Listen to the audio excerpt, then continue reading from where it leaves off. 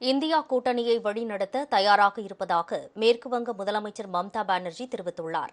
மேற்குவங்கத்தில் 6 சட்டப்பேரவை தொகுதிகளுக்கு அண்மையில் நடைபெற்ற இடைத்தேர்தலில் ஆளும் திரிணாமுல் காங்கிரஸ் கட்சி 6 தொகுதிகளிலும் வெற்றி பெற்று சாதனை படைத்தது. இது அக்கட்சி தொண்டர்களை உற்சாகத்தில் ஆழ்த்தியுள்ளது.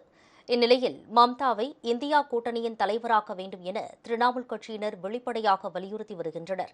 இந்நிலையில் மேற்குவங்க ஊடகம் ஒன்றில் நேர்காணல் அளித்த மம்தா பானர்ஜி இந்தியா கூட்டணியை உருவாக்கியதே தான் என குறிப்பிட்டார்.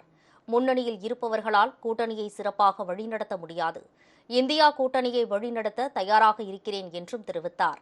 மேற்குவங்க முதலமைச்சராக பொறுப்பில் இருக்கும் அதே வேளையில் இந்தியா கூட்டணியின் தலைவராகவும் இரட்டை பொறுப்பை நிர்வகிக்க முடியும் என்றும் அவர் தெரிவித்தார். தான் மேற்குவங்க மாநிலத்தை விட்டு வெளியே வர விரும்பவில்லை என்ற அவர், அதே நேரத்தில் தனக்கு இந்தியா கூட்டணியை வழிநடத்தும் வாய்ப்பு கிடைத்தால் சுமூகமான செயல்பாட்டை உறுதி செய்வேன் என்றும், இங்கிருந்து தன்னால் கூட்டணியை வழிநடத்த முடியும் என்றும் அவர் கூறினார்.